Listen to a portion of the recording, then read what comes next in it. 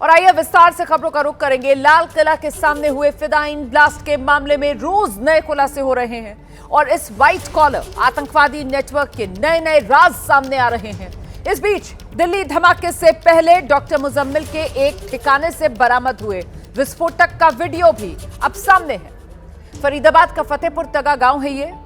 यहां जो मकान डॉक्टर मुजम्मिल ने किराए पर लिया था, उसी फतेहपुर तगा गांव के मकान में 50 कट्टों में अमोनियम नाइट्रेट मिला था। 10 नवंबर को जांच एजेंसी ने यह अमोनियम नाइट्रेट जब्त किया था। आतंकी साजिश में गिरफ्तार आतंकवादियों के फोन का डिलीटेड डेटा एजेंसीज ने रिकवर कर लिया है।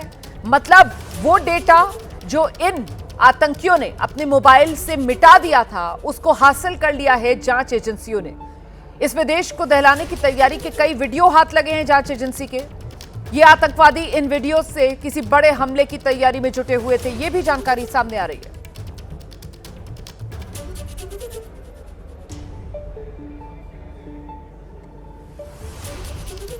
तो दिल्ली धमाके से जुड़ी इस वक्त की सबसे बड़ी खबर यह है कि डॉक्टर मुजम्मिल और डॉक्टर मुजम्मिल का किराए का घर, जहां से विस्फोटक मिले थे, उसी का वीडियो सामने आ गया है। डॉक्टर मुजम्मिल के घर से अमोनियम नाइट्रेट जो कट्टों में भरकर वहां रखा गया था, 50 कट्टे मिले थे जिसमें अमोनियम नाइट्रेट भरा हुआ था।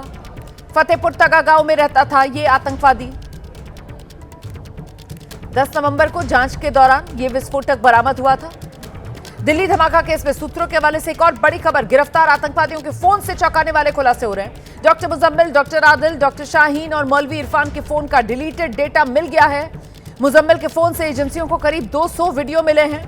मुजम्मिल के फोन से मसूद अजहर, जैश कमांडर्स के वीडियो मिले हैं। सूत्र ये बड़ी जानकारी दे रहे हैं। आईएसआईएस से जुड़े कई आतंकियों के भी वीडियो इन आतंकियों के फोन में थे। 80 वीडियो आतंकी ट्रेनिंग और बम बनाने के जो इनके फोन से रिकवर हुए हैं। कई धार्मिक स्थलों के, बाजारों के वीडियोस भी इनके फोन में थे। सीधे आपको लेकर चलेंगे, हमारे साथ हमारे सहयोगी सुशील पांडे इस वक्त मौजूद हैं और जरा सुशील से ही जानते हैं। सुशील, जिस तरीके से वो डिलीटेड डेटा इन आतंकवादियों के मोबाइल फोन का रिकवर हुआ है, उससे यही तस्वीर साफ हो रही है कि साजिश बड़ी थी, साजिश गहरी थी, साजिश के तार सीमा पार से जुड़े हुए थे और बड़ी आतंकी वारदात को अंजाम देने के लिए योजनाबद्ध तरीके से ये लोग काम कर रहे थे। सुशील। बिल्कुल रुमाना जी एकदम सही कह रही हैं कि जिस तरह से वीडियो जो डिलीटेड डेटा रिकवर किया है एजेंसी ने, सूत्रों से जो जानकारी मिली है वो वीडियो 200 के आसपास का है, जिसमें 80 वीडियो मुजम्मिल के मोबाइल से ही रिकवर हुए हैं, जिसमें बम बनाना, केमिकल रिएक्शन और तमाम चीज़ें कैसे बनाई जाती हैं उसको सीखने को लेकर ये स्टोर किया गया था। और सबसे बड़ी बात यह है कि मुजम्मिल के ही मोबाइल से ऐसे डेटा भी रिकवर हुए हैं जिसमें तमाम जो जैश से जुड़े हुए बड़े आतंकी हैं, चाहे वो अजहर मसूद की बात करें, आईएसआईएस से जुड़े आतंकियों की बात करें, उनकी जो जहरीले तकरीरें हैं उनको भी ये सुनते थे। और इसीलिए जो रेडिकलाइज का एक समय सीमा होता है, एक अपने दिमाग को और ज़्यादा एक्टिव बनाता है इन तमाम तकनीकों को सुनने के बाद, वो भी ऐसे लोगों का जो देश विरोधी गतिविधियों में लिप्त हों। उन तमाम वीडियो को फिलहाल रिकवर किया है जांच एजेंसी ने। और सबसे बड़ी बात यह है कि ये तमाम लोग बम बनाने के तमाम वीडियोस को भी देखते थे, केमिकल रिएक्शन कैसे होता है उसको देखते थे, ताकि एक बड़ी आतंकी साजिश को ये लोग अंजाम दे सके। और जिस तरह से जांच एजेंसियां रुमाना जी इस पूरे मामले में तमाम लोगों की गिरफ्तारी अब कर रही है, उसके बाद से नए नए खुलासे सामने निकल कर आ रहे हैं कि किस तरह से ये लोग भारत में बैठकर भारत की संप्रभुता, भारत की अखंडता को नुकसान पहुंचाना चाहते थे। लेकिन समय रहते एजेंसियों ने एक बड़ा कंसाइनमेंट पकड़ा, करीब 3000 किलोग्राम का अमोनियम नाइट्रेट बरामद किया, टाइम मशीन बरामद किया, वॉकी टॉकी। और जिस तरह से ये गिरफ्तारियां हुई हैं, उन गिरफ्तारियों में अब जांच एजेंसियों के हाथ कई अहम सबूत लग रहे हैं कि किस तरह से ये तमाम व्हाइट कॉलर के डॉक्टर्स कितनी ज़्यादा गंभीर और बड़ी वारदात को अंजाम देना चाहते थे। लेकिन जिस तरह से इनके तमाम जो लोग हैं उनकी गिरफ्तारी होती है और गिरफ्तारी के बाद जो उम्र है वो हड़बड़ाहट में भागता है और उसके बाद लाल किले पर बम धमाका करता है। और जिस तरह से अब इस मामले में जांच एजेंसियां रुमाना जी आगे बढ़ रही हैं, मोबाइल से जो रिकवर डेटा है उससे तार जोड़े जा रहे हैं कि और कितने लोग इनसे मिले हुए थे। लेकिन ये वीडियो जो रिकवर किया गया है वो अहम वीडियो है, क्योंकि इस वीडियो से तमाम ऐसे सबूत जांच एजेंसी को अब मिल रहे हैं कि उनके साथ और डॉक्टरों की कौन कौन सी टीमें जुड़ी हुई थी, जम्मू कश्मीर या देश के अलग अलग इलाकों के कौन से डॉक्टरों के संपर्क में थे। कई जगह पर इन्होंने रुमाना जी रेकी की थी, दिल्ली के बड़े बाजार हो, मुंबई हो, यूपी हो, इन तमाम जगहों पर इन तमाम लोगों ने रेकी भी की थी और उसके भी वीडियो जांच एजेंसी ने बरामद किए हैं। जी। तो अब तो एनआईए के हाथ काफी सुराग आ गए हैं। अब तो एनआईए को इन सभी की रिमांड भी मिली हुई है। 10-10 दिन की इन सब की रिमांड एनआईए को मिल गई है। सवाल मेरा यह है कि अलग अलग इन सभी आरोपियों की भूमिका अभी तक कैसे उभर रही है इस पूरे आतंकी साजिश में, इसको लेकर कुछ जानकारी सूत्रों के हवाले से सुशील। जी देखिए रुमाना जी, सीधे तौर पर ये तमाम जो डॉक्टर्स हैं वो एक दूसरे से कनेक्टेड थे और तमाम डॉक्टर्स जो हैं वो अलग अलग भाषा में यानी कि कोड वर्ड में आपस में बात करते थे और इसीलिए एनआईए की जो कस्टडी अब तमाम आरोपियों की मिली है, तमाम आतंकियों की मिली है, उन तमाम लोगों को एक साथ बैठाकर जांच एजेंसी कन्फ्रंट करवाएगी। और ये भी कोई बड़ी बात नहीं है कि इन तमाम आरोपियों को लेकर जम्मू कश्मीर या अल-फलाह यूनिवर्सिटी भी एनआईए लेकर जा सकती है, क्योंकि तमाम आतंकियों के तार फरीदाबाद के अल-फलाह यूनिवर्सिटी से ही जुड़े हुए थे। और जो बड़ी गिरफ्तारियां हुई हैं जिसमें एक बड़ा नाम है मुजम्मिल, जिसके निशानदेही पर यह पूरा ऑपरेशन जो है वो क्रैकडाउन हुआ है। तो निश्चित रूप से इस पूरे मामले में जांच एजेंसियां आगे बढ़ रही हैं, लेकिन कन्फ्रंटेशन भी जांच एजेंसी करवाएगी। और जिस तरह से कोर्ट में ये कहा गया कि ये तमाम जो लोग हैं वो एक बड़ी साजिश का हिस्सा थे, तो उस साजिश में और कौन लोग हैं, क्या सीमा पार बैठे हुए जैश के बड़े लोग उनको लगातार ऑपरेट कर रहे थे, कैसे ये लोगों से कनेक्टेड थे, उन तमाम पहलुओं पर अब इस पूरे मामले में इन्वेस्टिगेशन आगे बढ़ेगी। क्योंकि अब गिरफ्तारियों में तमाम ऐसे बड़े लोग हैं जो एनआईए की कस्टडी में हैं, चाहे वो मुजम्मिल की बात करें, शाहिना शहीद की बात करें, आमिर की बात करें, ये तमाम वो लोग हैं जो इस पूरे कहीं ना कहीं वारदात में कनेक्टेड थे। और इसीलिए जो ये वीडियो रिकवर किया है जांच एजेंसी ने, उस वीडियो से अब कई खुलासे हो रहे हैं, क्योंकि वीडियो अलग अलग लोगों के मोबाइल में अलग अलग स्टोर थे, लेकिन उनका कनेक्शन एक था कि बम कैसे बनाया जाता है, केमिकल रिएक्शंस कैसे होते हैं, तमाम बड़े आतंकियों की जो जहरीले तकरीरें हैं उनको सुनते थे, ताकि इनका जो मकसद है उससे वो ना भटके। और कहीं ना कहीं जांच एजेंसियों ने समय रहते इस बड़ी आतंकी साजिश को फिलहाल क्रैकडाउन किया है। लेकिन अब जो वीडियो सामने निकल के आ रहे हैं, जो कनेक्शन सामने निकल के आ रहे हैं, उसमें आने वाले दिनों में एनआईए एक बड़ा खुलासा भी करेगी कि आखिर इन तमाम लोगों के साथ जुड़ा हुआ कौन शख्स था जो इन्हें ऑपरेट करने के लिए कहता था, और उसी दिशा में जांच एजेंसियां आगे बढ़ रही हैं। अच्छा, इस पूरे मामले में जब खुलासा हुआ था, फिर हमने देखा था कैसे अन्य स्टेट पुलिस जो है वो भी बहुत एक्टिव हुई थी, खासतौर से यूपी एटीएस, और वहां से शाहीन के भाई जो परवेज अंसारी है उसकी भी गिरफ्तारी हुई थी।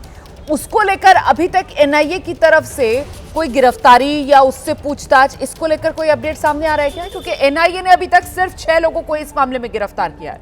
डॉक्टर मुजम्मिल को, डॉक्टर आदिल को, डॉक्टर शाहीन को, मौलवी इरफान को, आमिर को और दानिश को। सुशील जी देखिए, सबसे बड़ी बात इस मामले में यह है कि चूंकि जब इस प्रकार की वारदात रोमाना होती है तो उसके तार बहुत दूर तक जुड़े होते हैं। चूंकि ये वो बड़े नाम थे जिनका कनेक्शन सीधे स्टेब्लिश हो रहा है कि ये तमाम लोग उनसे मिले हुए हैं। शाहिना शहीद के जो भाई हैं परवेज, उनके साथ गिरफ्तारी का जो एनआईए पूरे मामले में जांच को लेकर आगे बढ़ी है, उसमें अभी तक गिरफ्तारी दिखाई इसलिए नहीं गई है कि क्या परवेज का इन्वॉल्वमेंट शाहिना शहीद से सीधे तौर पर था या किसी और प्रकरण में वो उनसे बातचीत करते थे। इन पहलुओं को लेकर लगातार उनसे पूछताछ कर रही है। लेकिन जो बड़े नाम थे उनकी गिरफ्तारी इसलिए एनआईए ने किया है क्योंकि ये ब्लास्ट केस में इनका कनेक्शन सीधे सीधे मुजम्मिल, आमिर, इरफान, दानिश, इन तमाम लोगों से मिलता है। चूंकि उनके साथ कनेक्शन किस तरह से एस्टेब्लिश किया जाए उस दिशा में एनआईए आगे बढ़ रही। चूंकि एनआईए इस पूरे मामले में जांच को लेकर कड़ी पूरे मामले के अंदर इन जो मेन साजिशकर्ता थे उनसे पूछताछ के बाद जब बड़ा खुलासा हो जाएगा तो वहां पर ये बाकी जो किरदार सामने आ रहे हैं, इनकी क्या भूमिका रही, उसको तय करना शायद आसान हो जाएगा। इसी वजह से एनआईए ने अपनी जो शुरुआती जांच है वो इन 6 गिरफ्तारियों के साथ अब आगे बढ़ाई है। ये 6 के 6 जो है वो रिमांड में है एनआईए के, और उन्हीं को रिमांड में लेकर अब एनआईए अपनी पूछताछ कर रही है। सुशील हमारे साथ लगातार बने हुए हैं। नया खुलासा, बड़ी खबर मैं आपको बता रही हूं, दिल्ली धमाके के आतंकी मॉड्यूल पर यह नया खुलासा हो रहा है। जो मोबाइल फोन की जांच हुई है इन आरोपियों की, उसमें डॉक्टर शाहीन के किरदार का खुलासा हुआ है। आतंकी हमलों के लिए फंड जुटाती थी डॉक्टर शाहीन। जानकारी के मुताबिक डॉक्टर शाहीन को जैश ए मोहम्मद और अल कायदा के हैंडलर बिटकॉइन के जरिए 9.5 लाख से ज्यादा पैसा भेजा गया था, यह जानकारी मिल रही है। P2P तरीके से शाहीन के 10 से ज्यादा अकाउंट्स, जिससे शाहीन ये पैसा विड्रॉ करती थी। इसके अलावा हवाला के जरिए भी डॉक्टर शाहीन के पास 6 लाख से ज्यादा की रकम सऊदी अरब से, तुर्की से, सीरिया से आई थी। पूछताछ में यह भी पता चल रहा है कि डॉक्टर शाहीन खुद भी इस मॉड्यूल के लिए चंदे के माध्यम से पैसा जुटाती थी। लोगों को बताती थी कि यह चंदा मुसलमानों के सस्ते इलाज के लिए, अस्पताल बनाने के लिए इस्तेमाल किया जाएगा। अपनी कमाई से भी 4 लाख रुपए डॉक्टर शाहीन ने इस मॉड्यूल के आतंक के काम में लगाए थे। तो ये देखिए बड़ी जानकारी है, जिसको लेकर अभी हम चर्चा कर रहे थे कि अब जिस तरीके से ये 6 आतंक के चेहरे हैं, एनआईए की गिरफ्त में हैं। एनआईए की 10 दिन की रिमांड इन सब की मिल चुकी है एनआईए को, और ऐसे में इनसे अब जब पूछताछ होगी तो इन एक आतंकी की इस आतंकी मॉड्यूल में क्या भूमिका थी, किस तरीके की जिम्मेदारी आतंक के आकाओं ने इन्हें सौंपी हुई थी, ये पूरी कहानी जो है वो डिकोड होगी। और इसी काम में एनआईए लगी हुई है। और अब बड़ी खबर ये आ रही है कि डॉक्टर शाहीन और डॉक्टर शाहीन की भूमिका को लेकर अब कुछ जानकारियां सामने आ रही है कि दरअसल पैसा कैसे आतंक के मॉड्यूल के लिए लाया जाए, और साथ ही जो विदेशी फंडिंग हो रही थी इस आतंक के मॉड्यूल को भारत में फैलाने की, उसको पालने पोसने की, भारत के खिलाफ, भारत के दुश्मन वो पैसा सीधे अकाउंट में भेजते थे डॉक्टर शाहीन के, और डॉक्टर शाहीन के अलग अलग अकाउंट से, उन्हीं अकाउंट से डॉक्टर शाहीन ये पैसा निकालती थी। एक तरीके से पैसे का पूरा लेन देन का काम इस आतंकी मॉड्यूल के लिए डॉक्टर शाहीन ही संभाल रही थी। हमारे सहयोगी शिवांक इस वक्त हमारे साथ मौजूद है, और जरा शिवांक से ही जानते हैं। शिवांक, मतलब इस आतंकी मॉड्यूल की जो पैसे की जिम्मेदारी है, सारा लेन देन का काम, वो यही डॉक्टर शाहीन देख रही थी?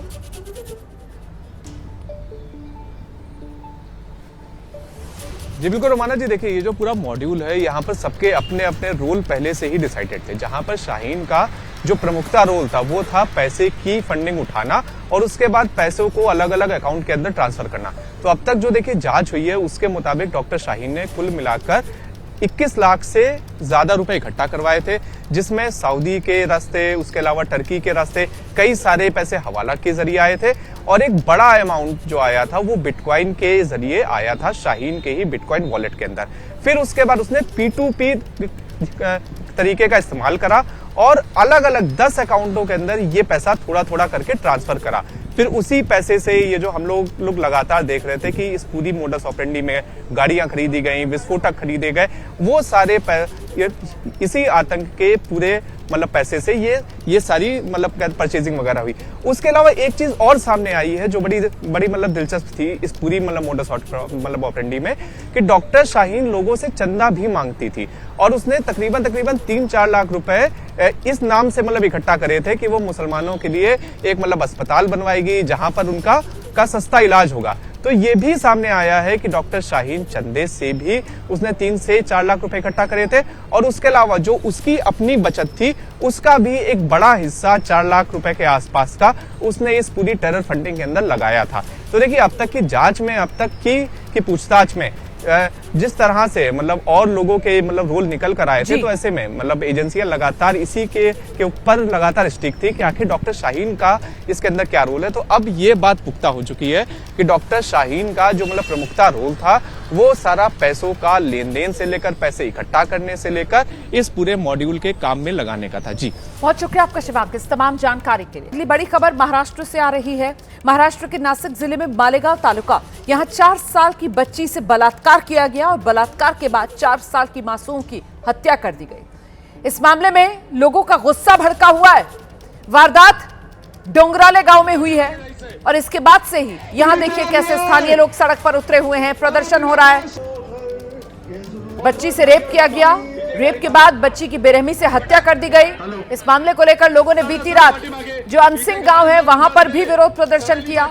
साथ ही बच्ची को टॉर्चर कर मौत के घाट उतारने वाले आरोपी का पुतला फूंककर अपने गुस्से का इजहार लोगों की तरफ से किया गया। मालेगांव शहर का पूर्वी हिस्सा मुख्य रूप से मुस्लिम बहुल इलाका है, बेहद संवेदनशील माना जाता है। वारदात की वजह से आज ये पूरा इलाका बंद है। शहर के प्राइमरी हाई स्कूल्स में आज छुट्टी घोषित की गई है। लोग सड़कों पर उतरे हुए हैं। वारदात को अंजाम देने वाले को मौत की सजा दी जाए, यही वो मांग है जिसको लेकर सड़क पर लोगों का आक्रोश। नाराज लोगों ने मालेगांव हाईवे भी जाम कर दिया है। आरोपी को जल्द गिरफ्तार करने की मांग लोग कर रहे हैं। दरअसल बुधवार की रात 4 साल की बच्ची की लाश मिली थी, जिसके बाद से इलाके के लोगों में गुस्सा था। बाद में जब बच्ची का पोस्टमार्टम हुआ तो पता चला कि बच्ची के साथ रेप किया गया है। इसके बाद पूरे इलाके में तनाव का माहौल देखने को मिला। पुलिस ने मामले में आरोपी को गिरफ्तार किया है, लेकिन इससे भी लोगों का गुस्सा शांत नहीं हो रहा है। लोग आरोपी को फांसी की सजा देने की मांग कर रहे हैं। जिस तरीके से लोग इसके खिलाफ विरोध प्रदर्शन कर रहे हैं, उसे देखते हुए पूरे इलाके में अभी पुलिस की तरफ से मुस्तैदी बढ़ती जा रही है। भारी संख्या में पुलिस बल को मौके पर तैनात कर दिया गया है। सीधे आपको लेकर चलेंगे हमारे साथ हमारे सहयोगी मृत्युंजय इस वक्त मौजूद है और जरा मृत्युंजय से जानते हैं। मृत्युंजय, गिरफ्तारी तो आरोपी की हो गई है ना, बावजूद इसके लोगों का ये इतना ज्यादा गुस्सा, क्योंकि न्याय मिलने में तो समय लगता है और न्याय की अपनी एक प्रक्रिया होती है और अपनी एक रफ्तार होती है। मृत्युंजय, बिल्कुल सही कहा रोमाना आपने। एक न्याय की प्रक्रिया में समय तो लगता है, लेकिन जिस प्रकार की एक निर्मम हत्या की गई, महज 4 साल के मासूम के पहले तो बलात्कार के बाद निर्मम तरीके से पत्थर से कुचलकर हत्या की गई, ये लोगों के गले नहीं उतर रहा है और वो चाहते हैं खुद कानून हाथ में लेना, यानी आरोपी को सजा देना। इसीलिए वो सड़क जाम कर रहे हैं और इसीलिए वो चाहते हैं, पुलिस के सामने मांग रख रहे हैं कि आरोपी को उनके हवाले कर दिया जाए, जो कि कानूनी प्रक्रिया में संभव नहीं है। लेकिन कहीं ना कहीं लोगों का आक्रोश है, गुस्सा है। जिस प्रकार से ये हत्या हुई है, बच्ची जो है अपने घर से थोड़ी दूरी पर छोटे बच्चों के साथ खेल रही थी। उसी दौरान उसी गांव का रहने वाला एक कंस्ट्रक्शन वर्कर जो कि कंस्ट्रक्शन साइट पर काम कर रहा था, बच्ची को चॉकलेट देने के बहाने अपने साथ लेकर गया और उसका बलात्कार किया और फिर निर्मम तरीके से पत्थर से कुचलकर उसकी हत्या कर दी। इसी बात से पूरा गाँव, पूरा इलाका आक्रोशित है। 4 साल की बच्ची की तस्वीर जो देख रहा है, वो उतना ही उसका खून उबल रहा है और वो कानून को हाथ में लेना चाहते हैं। कल दरअसल रोमाना खबर ये फैल गई थी कि आरोपी को कोर्ट में पेश किया जाएगा और ये आग की तरह खबर फैली और आज जितनी महिलाएं थी उस इलाके की, वो तमाम महिलाएं कोर्ट पहुंचने लगी और कोर्ट परिसर को ही घेर लिया था कि आरोपी को अपने कब्जे में ले लिया जाए। लेकिन पुलिस ने एहतियातन बरती और ऑनलाइन वीडियो कॉन्फ्रेंसिंग के जरिए आरोपी की कोर्ट में पेशी हुई। पुलिस कस्टडी उसको बढ़ा दी गई है, 27 तारीख तक उसकी पुलिस कस्टडी है। लेकिन लोगों की यही मांग है कि आरोपी को उनके हवाले किया जाए और तुरंत उसे फांसी की सजा दी जाए। खुलेआम जो सड़क के चौक है उस पर फांसी की सजा दी जाए, यही मांग लोगों का है। हालांकि प्रशासन लोगों को समझा रहा है, परिवार को समझा रहा है। कई नेता भी, तमाम पार्टियों के कई नेता भी वहां पर पहुंचकर लोगों को समझा रहे हैं कि फास्ट ट्रैक कोर्ट में केस चलेगा और इस मामले में मुख्यमंत्री ने खुद संज्ञान लिया है। लेकिन आप समझ सकती हैं कि अगर 4 साल की बच्ची के साथ इस प्रकार की कृत्य हो तो लोगों का गुस्सा, परिवार सहित लोगों का गुस्सा तो जायज़ है। हालांकि लोगों को कानून की प्रक्रिया और कानून की बाधाओं को भी समझना चाहिए। बिल्कुल, लोगों का आक्रोश समझा जा सकता है। किस निर्ममता के साथ मासूम 4 साल की बच्ची रेप किया दरिंदे ने और उसके बाद पत्थर से उसका सिर कुचलकर उसकी हत्या कर दी। जाहिर सी बात है, लोगों का आक्रोश समझा जा सकता है, लेकिन देश संविधान से चलता है और ऐसे में किसी को भी ये हक नहीं है कि कोई भी कानून अपने हाथ में ले। फिलहाल पुलिस ने आरोपी को गिरफ्तार कर लिया है। दरअसल जिस तरीके से बच्ची के साथ हैवानियत की गई है, बेरहमी से बच्ची की हत्या की गई है, यही सबसे बड़ी वजह है कि लोगों में इतना गुस्सा है, इतना आक्रोश है, 7वें आसमान पर है लोगों की नाराजगी। लोग बच्ची के लिए इंसाफ की मांग कर रहे हैं, आरोपी को फांसी देने की मांग कर रहे हैं। पुरजोर तरीके से ये मांग लेकर लोग सड़कों पर उतरे हुए हैं। ये पूरा मामला कैसे हुआ था सिलसिलेवार ढंग से, अब मैं आपको इसकी जानकारी दे देती हूँ। जैसा कि अभी हमारे सहयोगी बता रहे थे मृत्युंजय, नासिक के मालेगांव में इस वारदात को अंजाम दिया गया। बुधवार रात 4 साल की बच्ची का शव मिला था। ये डोंगराले गांव में बच्ची का शव मिला। ईंट से सिर कुचलकर बच्ची की बेरहमी से हत्या की गई। 4 साल की मासूम बच्ची, हत्या से पहले बच्ची से रेप। पुलिस ने आरोपी युवक को गिरफ्तार किया। इस वारदात के विरोध में आज मालेगांव बंद है। स्कूल कॉलेजेस में भी छुट्टी का ऐलान किया गया है। रेप के बाद से और हत्या के बाद से लोगों का गुस्सा भड़का हुआ है। लोगों ने हाईवे पर भी जाम लगाया, प्रदर्शन किया। आरोपी को फांसी दी जाए, सरेआम आरोपी को फांसी दी जाए, ये वो मांग है जिसको लेकर मालेगांव में लोग सड़कों पर उतरे हुए हैं। और इलाके में इतना ज्यादा तनाव है कि पुलिस का जो वहां पर तैनाती है उसको और बढ़ाना पड़ा है। पुलिस की मुस्तैदी बढ़ा दी गई है। हम सीधे आपको लेकर चलेंगे, हमारे साथ हमारे सहयोगी मृत्युंजय इस वक्त मौजूद है और जरा मृत्युंजय से ही जान लेते हैं। मृत्युंजय, क्योंकि ये तस्वीरें बता रही हैं कि लोगों में कितना ज्यादा गुस्सा है, कितना आक्रोश है। ऐसे में पुलिस के सामने बड़ी चुनौती, भारी संख्या में पुलिस बल भी तैनात है। पर सिर्फ पुलिस से काम नहीं चलेगा, किसी को आगे आना होगा, किसी जिम्मेदार व्यक्ति को, किसी नेता को जिसका प्रभाव यहाँ इन लोगों पर हो और आकर इन लोगों को समझाना बुझाना होगा। इस तरीके की क्या पहल फिलहाल यहाँ पर की जा रही है मृत्युंजय? रोमाना, बिल्कुल सही कहा आपने कि ये सिर्फ पुलिस बल से ये काम नहीं हो सकता। और देखिए, ये गुस्सा आज सुबह पैदा हुआ ऐसा नहीं है, ये कल से ही कोर्ट के परिसर के बाहर भीड़ जमा हुई और रात के समय 12-1 बजे लोगों ने उसका पुतला जलाया, आरोपी का। हाईवे जाम किया, मुंबई और औरंगाबाद या नागपुर की दिशा में जाने वाला जो रास्ता है वहाँ पर पुतला जलाया, हाईवे जाम करने का प्रयास किया। आज सुबह से ही आक्रोश है और लोग भीड़ जुड़ते ही चले जा रहे हैं क्योंकि लोगों का आक्रोश है। बिल्कुल सही कहा आपने कि किसी जिम्मेदार व्यक्ति को, खास करके कोई प्रभावशाली व्यक्ति हो या जनता जिसकी बात सुने, ऐसे व्यक्ति को अब आगे आना होगा। बस एक शर्त है कि उसमें राजनीति को दूर रखना होगा। सही मायने में परिवार को विश्वास दिलाना होगा कि तत्काल कानूनी प्रक्रिया के तहत कार्रवाई होगी। कुछ नेता गए हैं, मराठा मोर्चा के जो हम नेता हैं मनोज जरांगे पाटिल, वो वहां पर पहुंचे। बीजेपी के गिरीश महाजन हैं, चित्रा वाघ हैं, वो वहां पर पहुंची। अन्य दलों के भी नेता वहां पर पहुंचे हैं। पर शर्त यही है तमाम नेताओं के सामने कि आप राजनीति को मत लाइएगा, जरूर परिवार को आश्वासन दीजिए, हिम्मत दीजिए और विश्वास दिलाइए। सबसे बेहतर होगा कि खुद मुख्यमंत्री की तरफ से अगर ये आश्वासन दे दिया जाए तो फिर लोगों में भरोसा पैदा होगा और इंसाफ होकर रहेगा। पीड़ित परिवार को यही तो आश्वासन चाहिए और इसी आश्वासन के इंतजार में फिलहाल तो लोगों का गुस्सा भड़का हुआ है और लोग सड़कों पर उतरे हुए हैं। बड़ी सियासी खबर का रुख करते हैं। कांग्रेस पर केंद्रीय मंत्री शिवराज सिंह चौहान ने सियासी हमला किया है। उन्होंने कहा कि जहां पर कांग्रेस साथ होती है वहां पर पराजय तय होती है। केंद्रीय मंत्री ने कहा कि कांग्रेस दिल्ली में केजरीवाल को ले डूबी, यूपी में अखिलेश यादव को ले डूबी और बिहार में तेजस्वी यादव को कांग्रेस ने डुबो दिया है। शिवराज सिंह चौहान ने कहा कि ममता दीदी अब बंगाल में सावधान रहिएगा क्योंकि कांग्रेस जहां पर जाती है, जिसके साथ रहती है, उसे डुबो देती है। तो केंद्रीय कृषि मंत्री शिवराज सिंह चौहान ने कांग्रेस पर तीखा सियासी हमला किया है। उन्होंने कहा कि कांग्रेस जिसके साथ जाती है उसे डुबे देती है और ममता बनर्जी को उन्होंने आगाह किया है कि बंगाल में आप सतर्क रहिएगा क्योंकि कांग्रेस ने यूपी में अखिलेश को डुबो दिया, बिहार में तेजस्वी को डुबो दिया। क्या कहा उन्होंने, सुनवाते हैं आपको। और अब तो ये सिद्ध हो गया है कि जिनके साथ कांग्रेस रहेगी वो डूबेंगे ही। दिल्ली में केजरीवाल जी देख लीजिए, उत्तर प्रदेश में अखिलेश जी देख लीजिए, बिहार में तेजस्वी जी देख लीजिए। जहां कांग्रेस बैठेगी गठबंधन में वहां पराजय तय है। हम तो डूबे हैं सनम, तुमको भी ले डूबेंगे। अब कम से कम बंगाल में ममता दीदी सावधान रहे। बड़ी खबर गोरखपुर से है जहां पर एक रिफाइनरी में भीषण आग लगी है।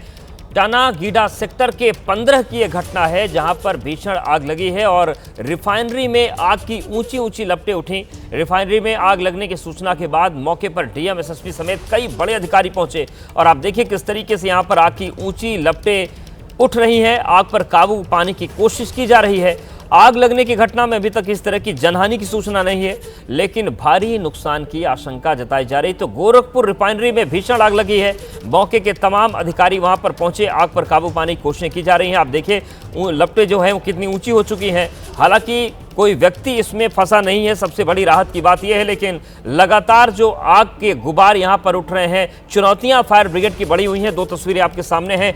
गोरखपुर रिफाइनरी की तस्वीर दिखा रहे हैं जहां पर डीएम और एसएसपी समेत तमाम जो जिले के बड़े आला अधिकारी हैं वो पहुंचे हैं और राहत का काम इस वक्त चल रहा है। रेस्क्यू ऑपरेशन में फायर ब्रिगेड की गाड़ियां लगी हुई हैं और आग पर जल्द से जल्द काबू पाने की कोशिश की जा रही है। जनहानि की सूचना नहीं है, लेकिन अब तक जिस तरीके से आग भड़की हुई है, बड़ी नुकसान की आशंका जताई जा रही है क्योंकि लगातार रिफाइनरी में आग की जो ऊंची लपटें हैं वो उठ रही हैं और इन पर काबू करना एक बड़ी चुनौती फिलहाल रेस्क्यू टीम के लिए साबित हो रहा है। जिले के जो तमाम बड़े अधिकारी हैं वो मौके पर मौजूद हैं और कोशिश यही है कि जल्द से जल्द इस आग पर काबू पाया जाए।